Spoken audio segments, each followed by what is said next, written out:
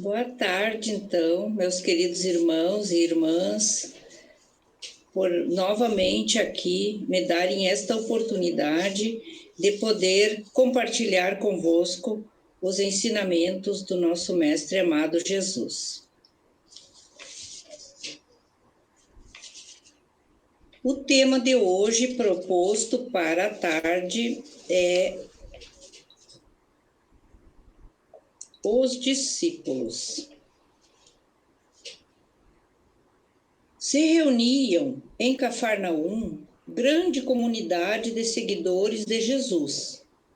Quando, depois de uma de suas pregações à multidão, ele chamou por seus próprios nomes 12 companheiros para formar o colégio de seus discípulos. Eram os homens mais simples e humildes do lago de Genezaré: Pedro, André e Felipe, Tiago e João, Levi, Tadeu e Tiago, o menor, que eram afetos de infância como irmãos do Mestre. Ainda Tomé e Bartolomeu, Simão, o Zelote e Judas. Todos esses homens que privavam da companhia e da amizade do Mestre, eles eram diferentes uns dos outros. Tiveram dificuldades em harmonizar-se. Estavam felizes e honrados em serem escolhidos, mas havia contendas e separatividade entre eles.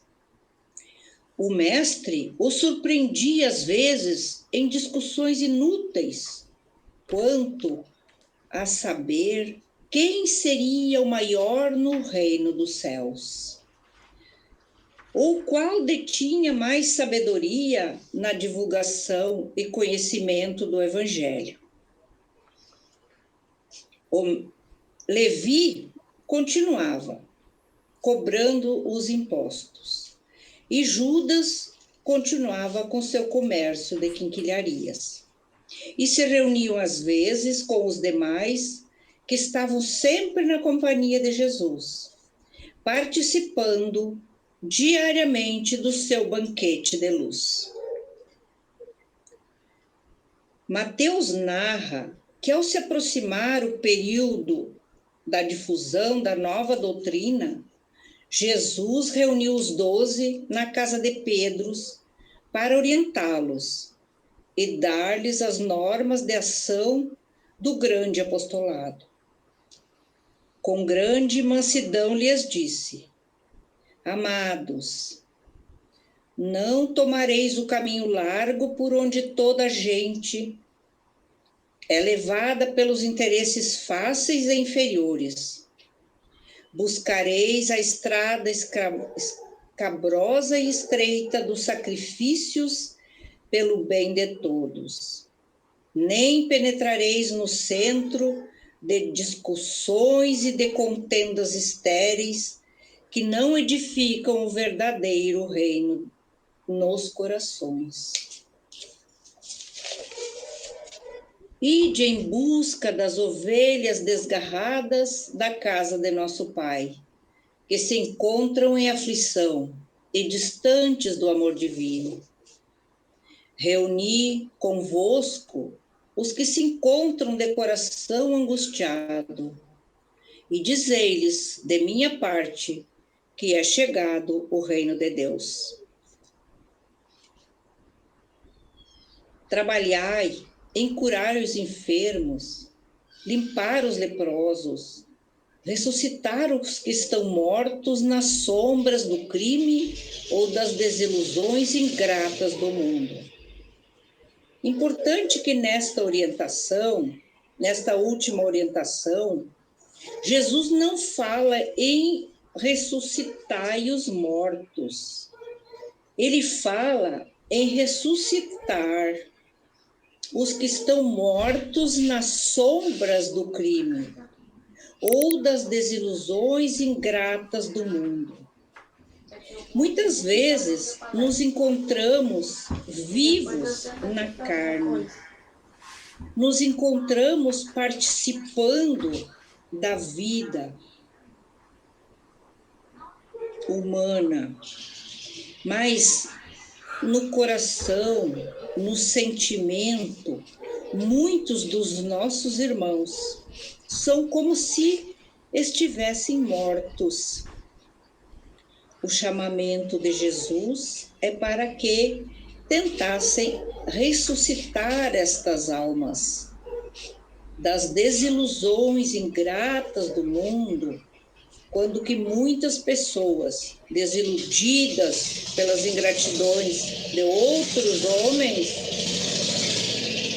desistem de viver. Tão desiludidos se encontram que vão à depressão e buscam a própria morte física. É preciso arrancá-las deste estado de sombras, tanto do crime quanto da desilusão. Segue Jesus orientando os seus apóstolos. Esclarecei todos os espíritos que se encontram em trevas, dando de graça o que de graça vos é concedido. Não exibais nem ouro nem prata nas vossas vestimentas, e não ajunteis o supérfluo em vossos alforjes. E em qualquer cidade ou aldeia que entrardes, buscai saber quem aí deseja os bens do céu, e reparti as bênçãos do Evangelho com aqueles que sejam dignos. E quando entrardes em uma casa, saudai-a com amor, dizendo: a paz seja convosco. Se essa casa for digna, desça sobre ela as bênçãos da vossa paz. Se não for, volte essa mesma paz aos vossos corações. Se ninguém desejar ouvir as vossas instruções, retirai-vos, sacudindo o pó dos vossos pés. Isto é, sem conservar nenhum rancor, e sem vos contaminar da alheia iniquidade. Eis que vos envio como ovelhas ao antro dos lobos. Recomendo-vos a simplicidade das pombas e a prudência das serpentes. Eu confesso que este texto, esta orientação, eu tive que pensar um pouco o que seria para nós, trazendo para o nosso tempo, irmos como ovelhas ao antro dos lobos. Porque não são necessários mais essas grandes preocupações com a nossa segurança. Nós não iríamos como ovelhas para ser devoradas por lobos. Mas eu creio que tão somente o que Jesus pediu é que se conservasse a confiança e a mansidão das ovelhas. E que também a simplicidade das pombas e a prudência das serpentes. Eu não entendo muito bem de serpentes, mas haverá de existir uma razão para esta orientação. Gostaria que depois meus irmãos, se fosse possível, me ajudassem a interpretar. Falou ainda: acautelai-vos dos homens, porque sereis entregues aos tribunais, sereis açoitados em templos suntuosos, estará exilada a ideia de Deus. Sereis conduzidos como réus a presença de tiranos e descrentes, de governantes e reis, a fim de testemunhardes a minha causa. No entanto, nos dias dolorosos da humilhação, não vos dê o cuidado com o que haveis de falar, porque minha palavra estará convosco, e sereis inspirados quanto ao que houverdes de dizer. Porque não somos nós que falamos. O Espírito amoroso de nosso Pai é que fala por todos nós. Se tendes de sofrer, considerai que eu também vim à terra para sofrer, para dar o meu testemunho. E não é o discípulo mais do que o mestre, nem o servo mais do que o seu senhor. Se o adversário da luz vai reunir contra mim as zombarias, o ridículo e a crueldade, que não fará aos meus discípulos? Mas não temais, Deus está acima de tudo. Um dia toda a verdade será revelada e todo o bem triunfará. É muito confortador ouvir esta profecia.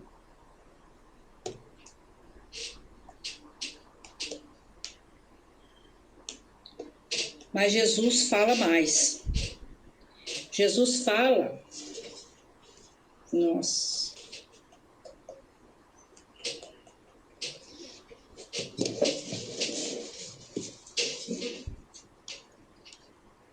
do que é necessário aqueles homens simples estarem preparados, porque Jesus ensinava particularmente e orientava particularmente cada um deles.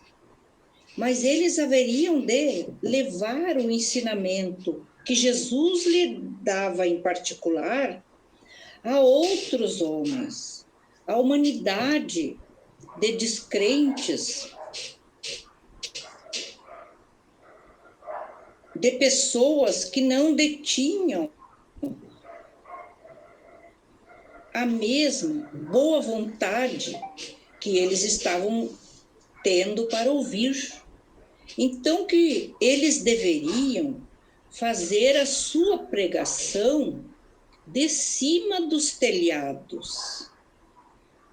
Quer dizer, estarem dispostos a se colocar num lugar mais alto, para que todos das redondezas pudessem ouvi-los.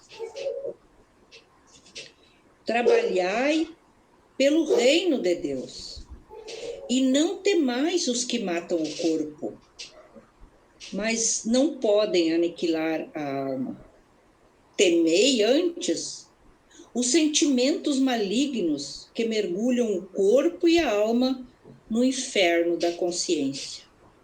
Então, temer a morte, o aniquilamento, o sacrifício, as zombarias, a própria violência, não é tão importante.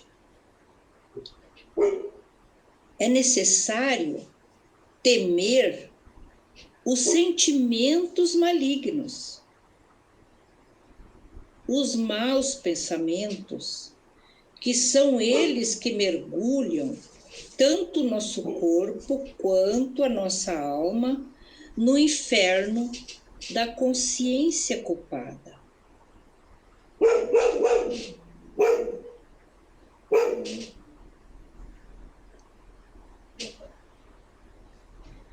Não temais, empregai-vos no amor do Evangelho. E qualquer de vós que me confessar diante dos homens, eu igualmente o confessarei diante do meu Pai, que está nos céus.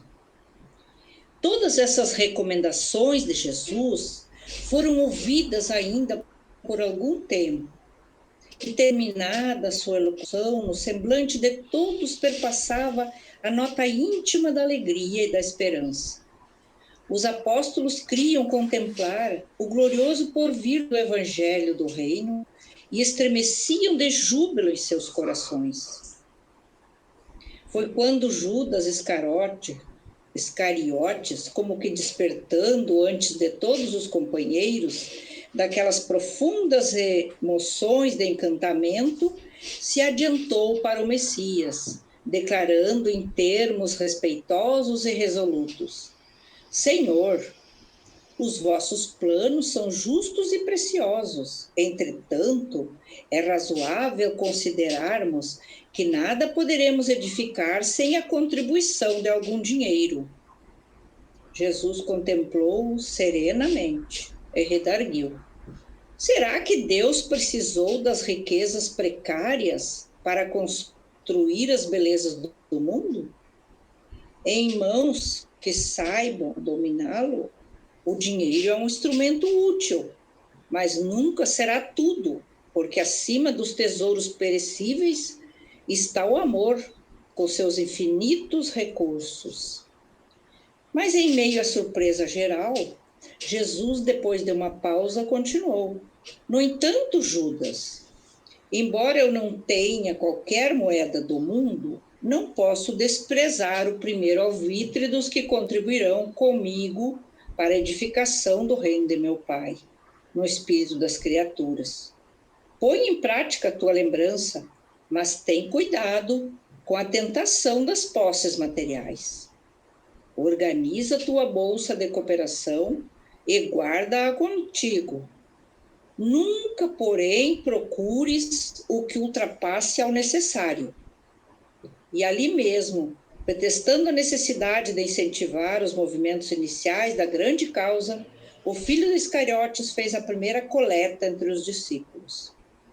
Todas as possibilidades eram mínimas, mas alguns pobres denários foram recolhidos com interesse.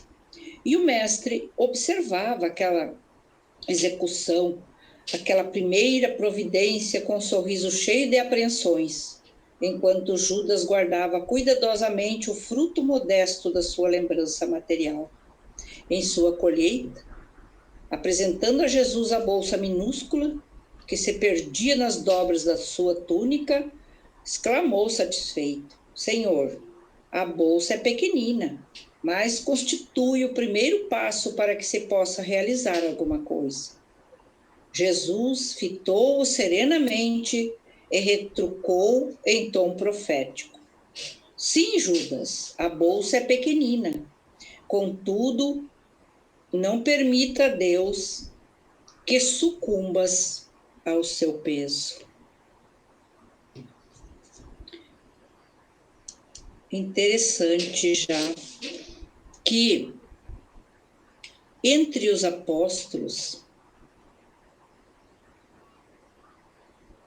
não havia nenhum interesse daqueles homens simples que abandonaram seus trabalhos, suas famílias, sua pesca, todas as atividades que lhe rendiam o sustento e acompanharam Jesus sem ter uma segurança de como viveriam, de como se alimentariam, se vestiriam e como conseguiriam se manter em grupo.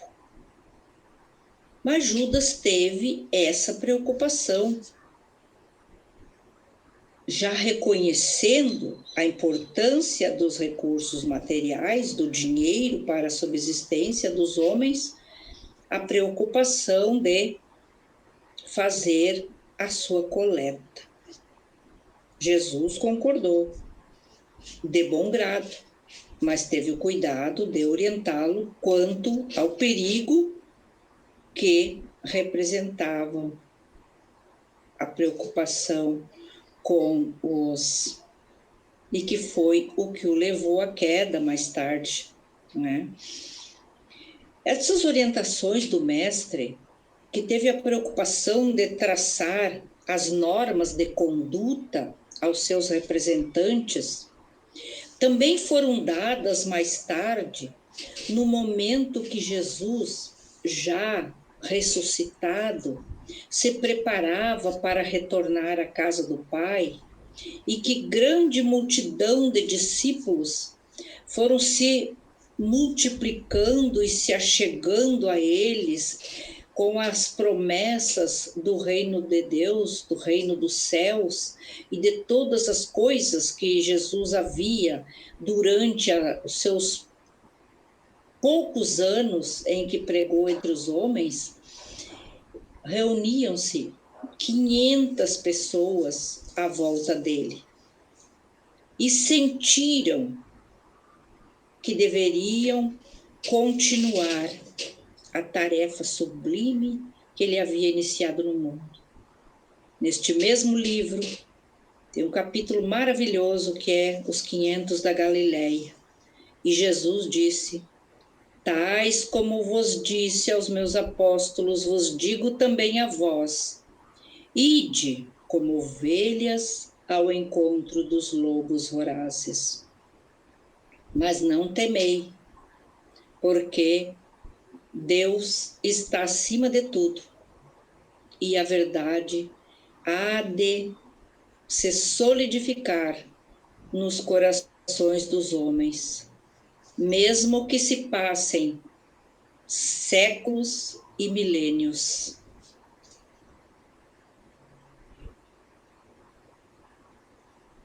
Estamos aqui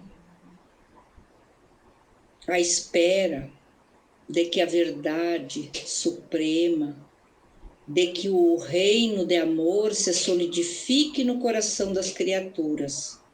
Mas eu me pergunto a mim mesma, se nós queremos ser um dos 500 ou dos milhões de discípulos que foram se espalhando pelos caminhos do mundo, o que estamos fazendo nós para seguir aquelas orientações dos primeiros 12 apóstolos? Teremos nós consciência da grande responsabilidade que é dizer-se discípulo do Mestre?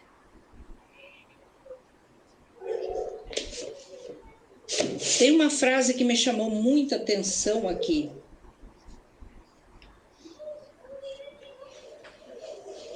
No entanto, nos dias dolorosos da humilhação, não vos dê cuidado como haveis de falar, porque a minha palavra estará convosco, e sereis inspirados quanto ao que houverdes de dizer, porque não somos nós que falamos, o Espírito amoroso de nosso Pai é que fala por todos nós. Haverá em cada um de nós esta preocupação de que nossas palavras, nossos pensamentos e nossos sentimentos reflitam a vontade do Pai, sejam um eco da sua voz a emanar dos nossos lábios? É a pergunta que eu deixo para que os meus queridos irmãos comentem comigo nesta tarde. E que sei será também tema para a harmonização de logo mais.